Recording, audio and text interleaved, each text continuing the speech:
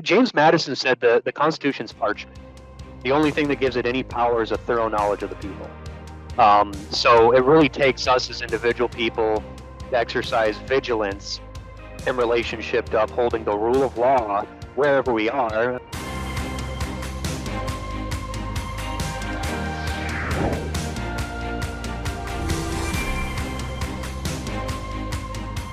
Welcome, everybody, to Conversations That Matter. I'm your host, Alex Newman. We have a very special guest today. He's a returning guest. He is so incredibly knowledgeable on these things that seem arcane, these policy issues, land, climate, federal law, administrative procedure. He's actually a cattle rancher. Him and his family raise registered feeder calves in Montana.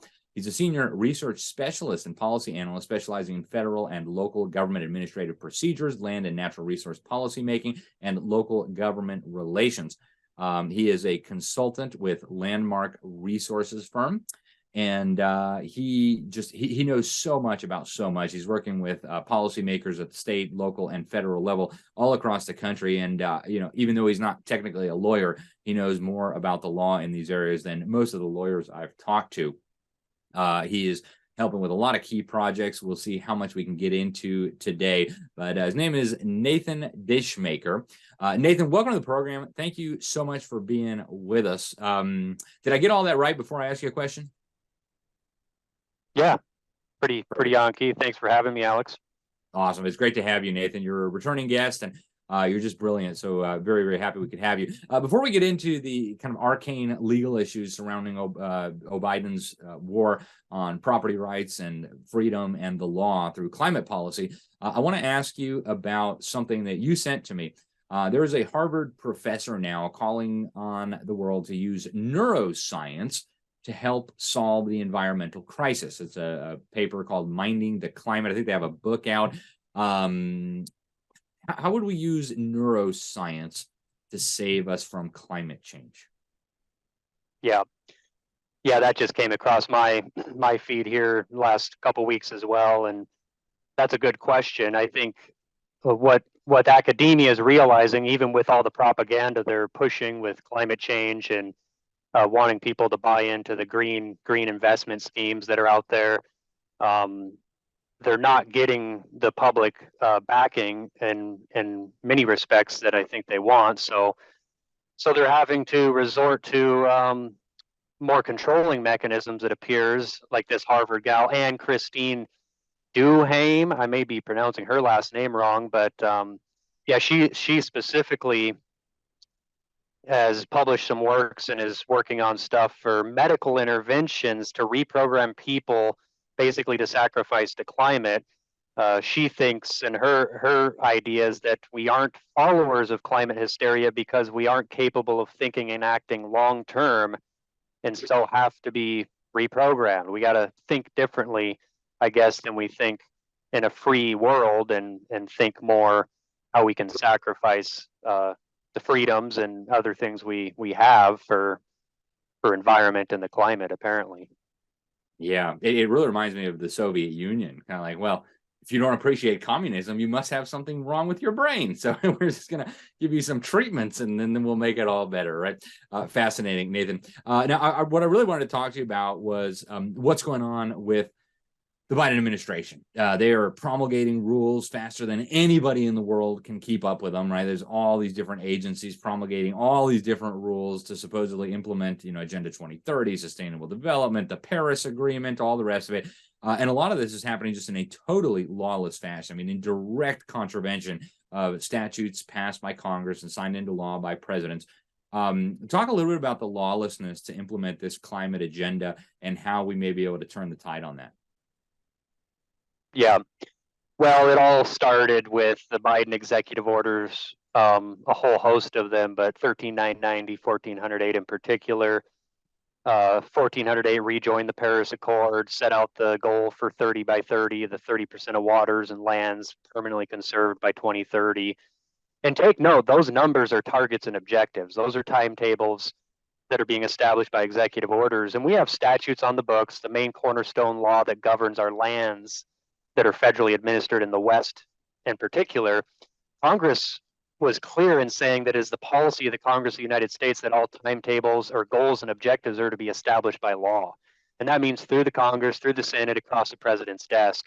So none of these objectives and goals, 30 by 30 by this date, or 50% reduction of greenhouse gas emissions by 2030, net zero by 2050, none of those objectives have been established by law through the bicameral legislative process that our Constitution demands.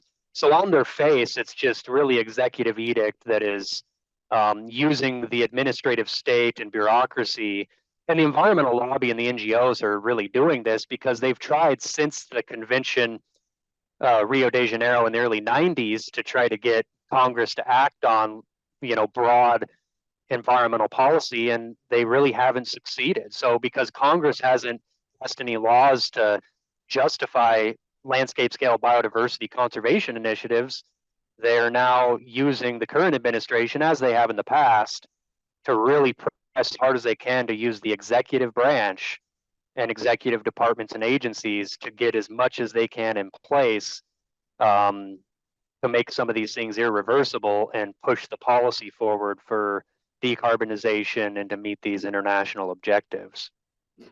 And so the Paris Agreement, I guess, is really key here. In the second segment, I want to talk about how people can push back, how states can push back on this. But the Paris Agreement is really fundamental to all of this. Now, this was not a treaty. The Senate did not ratify it, but Obama claimed it was an executive agreement and that we were going to slash CO2 emissions.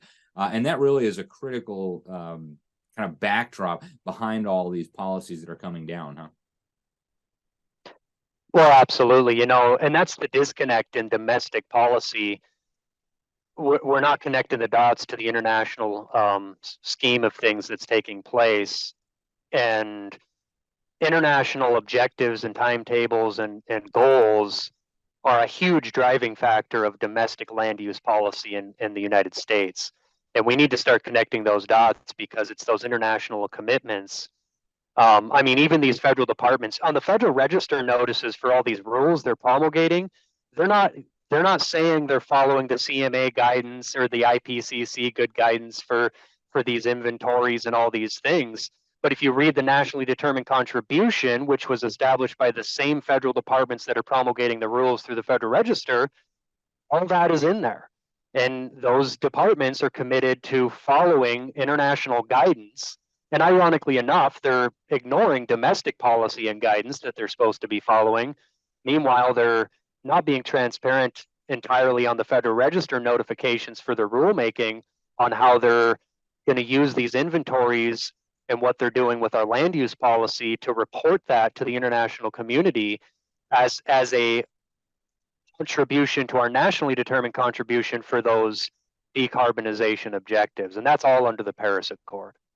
Yeah, it's truly amazing. So Congress passes laws.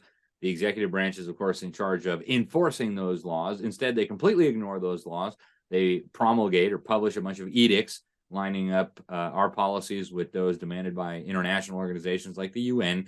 And then we're just expected to obey and comply. When we get back on the other side of this break, we're going to ask Nathan about how we can fight back. In fact, a lot of fighting back is already happening, although you wouldn't know it from watching the fake media. But stay with us. We'll be right back with more. Hi, I'm Alan Keyes, and I want to say a good word for the New American Magazine. Not only because Alex Newman has joined us as somebody who is periodically hosting a show, but because New American Magazine represents an alternative media that is willing to tell people the truth. Reading New American Magazine can keep you up to the minute on the issues that are challenging us as a people. Visit thenewamerican.com today. Use the promo code Newman to get $10 off the price of a print subscription.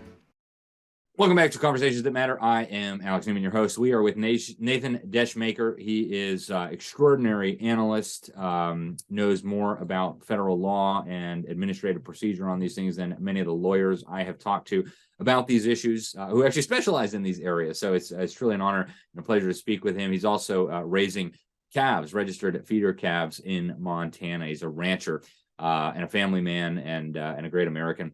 Nathan, before we went to break, we were talking about some of the lawless policies being issued by the Biden administration, by all the alphabet soup of federal agencies out there. and how they really have no basis in law. Now, a number of states and even local governments have gotten concerned enough about this that they are filing suits or planning to file suits. Do you think the courts are a viable strategy for push? I mean, we did see them eventually push back a lot of the COVID stuff. We're seeing them now unwind a lot of the attacks on free speech. Do you think the courts can be used to unwind a lot of these lawless executive decrees, regulations, orders, edicts, memoranda, et cetera, that are trying to drastically reshape our country? Yeah, I think that is an important avenue. The judicial branch, is a important individual branch of our government to call into check the other ones to the Constitution when they're out of line. But at the same time, the judiciary is a double-edged sword in many respects with the federal circuit courts and leading up to the Supreme Court. The Supreme Court, for the most part, has been coming out, as you said, with some really favorable decisions on multiple fronts. And there's some litigation still moving up now on some of these items. I'm working on some issues that relate to states. Because we don't just have the federal government that's out of line here. We have a coalition of state governors, the United States Climate Alliance, which was formed 2017 when the Trump administration pulled out of the Paris Accord. They were formed specifically to uphold those international objectives and timetables and carry those things forward. But Article 1, Section 10 of the U.S. Constitution explicitly prohibits states from doing that. So you have pretty on your face structural violation, in my opinion, of the Constitution of state governors going over to Glasgow, Scotland, and Egypt and wherever else, saying we're going to use 60% of our gross domestic product to transition the entire North American economy, no matter what the federal government's stance is on this. That's happening, and most people don't realize we see Biden doing all this stuff and whatnot, but we have a coalition of state governors through executive branches of states. And some legislative sides of the states are kind of off key on this too, but that's a huge issue. And I'm working on some potentials in that front. I have a document that's going to be hopefully sooner than later be broadly disseminated for more to the public and out there. And it's entitled "All Roads Lead to Paris." It's an administrative chronology that Biden administration executive orders that are implementing this, and it also documents those interrelationships between the federal government and these coalition states and how they're actually bringing these forward on the ground. I'm very much looking forward to that document, Nathan. But what can regular citizens do who maybe are not legal analysts or lawyers or politicians or judges? What can just regular everyday Americans just trying to lead productive lives and raise their families and feed their families and run their farms or run their businesses? What can they do to try to get this under control? And why do they need to be involved? I mean, what's at stake here? Yeah, well, I think our constitutional republic demands citizen involvement wherever the sphere of influence that you are in life. So I always say to people, for starters, you got to be established in the principles that undergird our system of freedom and our Republican form of government: life, liberty, and property. So if you haven't studied into that, do a little bit of homework, and there's tons of resources out there. Alex, you have tons of resources through your different avenues and other organizations out there to learn more about our heritage, our Judeo-Christian heritage, where we come from as a people, and why it takes. James Madison said the Constitution's parchment.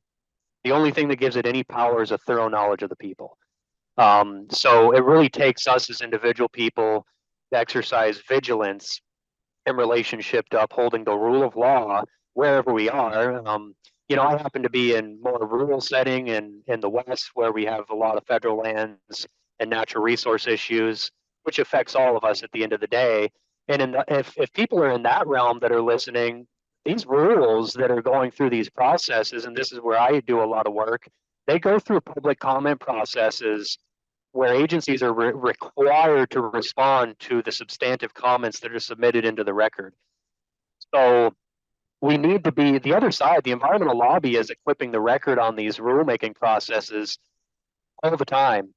So we're in Montana, we're changing those dynamics. We're working with local officials. I serve as a director on the Montana Grass Conservation Commission and on the local supervisor in the local conservation district. and we're bringing substantive comments into the record in these processes. And then if agencies don't listen to what you're saying they have to look at and abide by in these processes, that's where you throw that into the courts, because they have Administrative Procedures Act violations when they ignore public comments on their rulemaking. So those are some areas that the public can be involved in. If there's lands in your area where federal agencies are issuing rules that govern how those lands will be utilized or accessed, there's comment periods for you to put your word in and to comment and make your opinions known in the process. Yep. And the last time we talked by phone, you gave me some encouraging news. You had been meeting with some people in Congress, and really encouraging stuff coming out of the House Appropriations Committee. It looks like some of this is going to be defunded, or at least they're going to make a try to defund this. Of course, all appropriations have to start in the House of Representatives. But what's going on in Congress that is encouraging right now? Well, there's an appropriations bill that came out a couple weeks ago that had some very good cuts, especially on the climate front. There was over 30 special envoys that they're prohibiting. That would include John Kerry and his position as being the climate czar, going over into the international community to promote supposedly America's interests on the climate objectives and different things. And UNESCO in that was defunded, or at least it's in the appropriations initially. We'll see what happens as these things move forward, but there's a lot of clawbacks, and the Congress is doing some good things, at least to cut off some of these communications that have not been ratified by the Senate into the international community through the executive branch, and they're cutting money that's used. For instance, John Kerry shouldn't be using taxpayer money to fly over in a jet to Glasgow or wherever, propagating a mission for this country that the Congress has not established by law. Yep. Fantastic. Nathan, we're just about out of time, but any final thoughts, and how can people follow you or stay on top of the excellent work that you're doing, if there's any way to do that? Well, I function. I'm working on that. I'm pretty busy just engaging on the issues, so I don't have a lot of time to develop some of those avenues. But I am working on some avenues that'll be at a later date of getting a website set up and a private membership association I'm bringing online, Landmark Resource MT. That's going to be a membership-based organization to support the work that I'm doing and others to represent. Just like I said earlier, there's comment processes on these things and different things, and a lot of people don't have the time or ability to engage on those things. So we're creating a framework to represent those property rights interests and bring their voice into the administrative process so that we are able to speak on behalf of the people that live on the ground rather than outside special interest organizations. So that'll be coming at a later date. So maybe come back on at a later time and we can discuss that. Fantastic. Nathan Descheemaeker, thank you so much for all the work that you're doing. Thank you for spending some time with us. Really appreciate it. And keep us updated on developments. We very much appreciate hearing from you and all the work that you're doing. Yeah, same to you, Alex. Thank you very much. All righty. Thank you so much, Nathan. All righty, folks. That was Nathan Descheemaeker doing incredibly important work. Stay tuned. We'll have him again to break down some of the important happenings. And I want to thank you for watching. Share this out with your friends. Send it to your members of Congress, your state lawmakers, maybe your attorney general, state attorney general. We need all hands on deck right now to fight back against the lawlessness. I'm Alex Newman. This is Conversations That Matter for the New American Magazine. Until next time, thanks for watching. God bless you all.